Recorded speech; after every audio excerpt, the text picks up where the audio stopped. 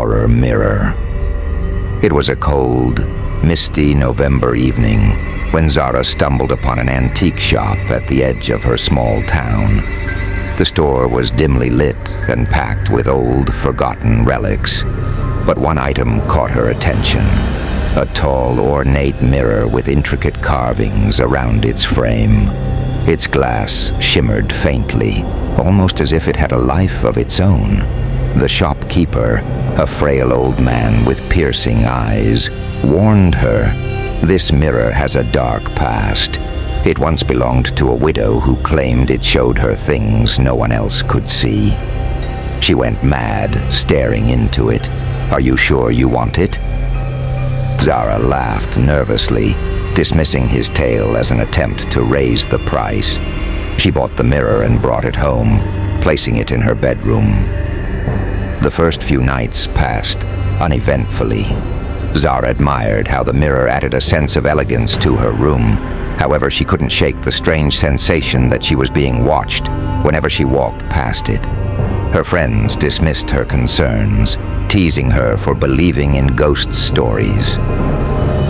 One evening, as Zara brushed her hair in front of the mirror, she noticed something peculiar. Her reflection seemed slightly out of sync. Its movements lagged, even if only by a fraction of a second. She blinked hard, thinking it was her imagination, but the eerie feeling lingered. The following night, Zara decided to test the mirror. She stood before it and waved her hand slowly.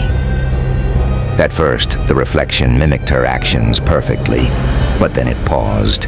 Zara's hand was down, but her reflection's hand remained mid-wave, frozen. Her breath hitched as the reflection slowly lowered its hand, its eyes locking onto hers with an intensity that felt almost alive. Shaken, Zara covered the mirror with a blanket. She resolved to get rid of it the next day, but deep down she felt an odd pull, a morbid curiosity to uncover its secrets. That night, she dreamt of the mirror. In her dream, she was standing inside the reflection, watching herself sleep. A shadowy figure loomed behind her in the glass, its bony fingers tracing the edge of the frame. When Zara woke up, she found the blanket on the floor and the mirror uncovered. Her heart raced as she realized she hadn't touched it. She glanced at the mirror cautiously, half expecting to see something unusual, but it reflected only her room. She told herself it must have been the wind and tried to ignore the growing fear. Over the next week, Zara began noticing strange things around her apartment.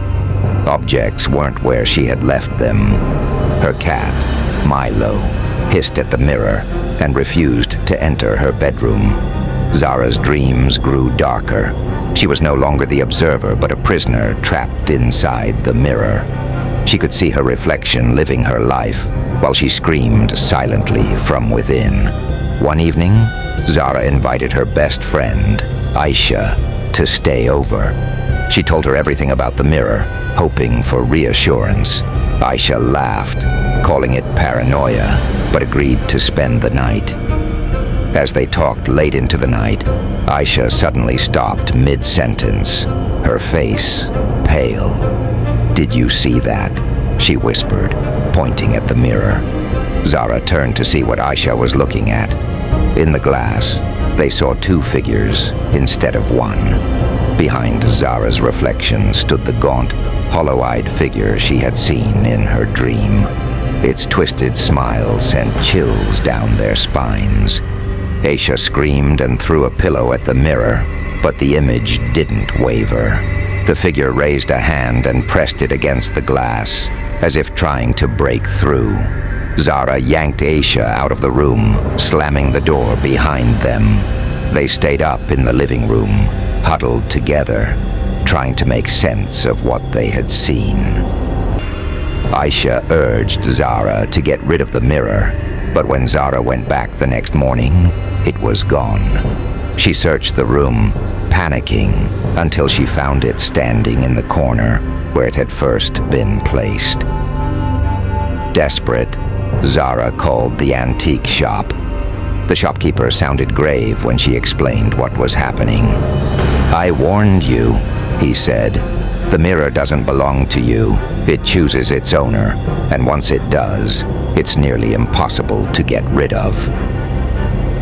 Determined to prove him wrong, Zara decided to destroy the mirror. She grabbed a hammer and struck it with all her might. The glass cracked but didn't shatter. Instead, black liquid seeped out of the cracks, dripping onto the floor. Zara recoiled, watching in horror as the liquid began to move, forming letters on the floor. "You can't escape."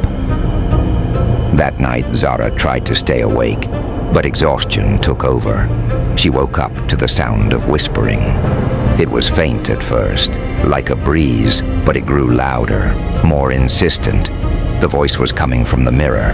She uncovered it cautiously and saw herself staring back, but her reflection was mouthing words she couldn't hear. She leaned closer, trying to understand, and that's when the reflection grinned wickedly and whispered, "Let me in." Zara screamed and backed away, knocking over a lamp. The room plunged into darkness, but the mirror glowed faintly, illuminating the reflection of the shadowy figure that now stood outside the glass. Zara's mind spiraled into paranoia. She avoided her bedroom entirely, sleeping on the couch and covering every reflective surface in her apartment. But the mirror refused to be ignored. No matter where she went, she would catch glimpses of it out of the corner of her eye. One day, Zara came home to find every mirror in her house uncovered. The antique mirror now stood in the center of her living room. Its surface shimmered, almost invitingly. She knew she couldn't run anymore. Zara approached it cautiously, her heart pounding. Her reflection was there, but something was off. The room behind her reflection was different. A dim, foggy version of her living room, and standing in the background was the gaunt figure, its eyes glowing faintly. The figure reached out, its hand pressing against the glass. Zara felt a cold wind whip through the room as her reflection raised its hand, mirroring the figure's action. Her body froze as her reflection mouthed, "Come closer." Zara leaned in despite herself, drawn by an unseen force. As her face came inches from the glass, she felt a sharp pull, as if the mirror itself was breathing her in.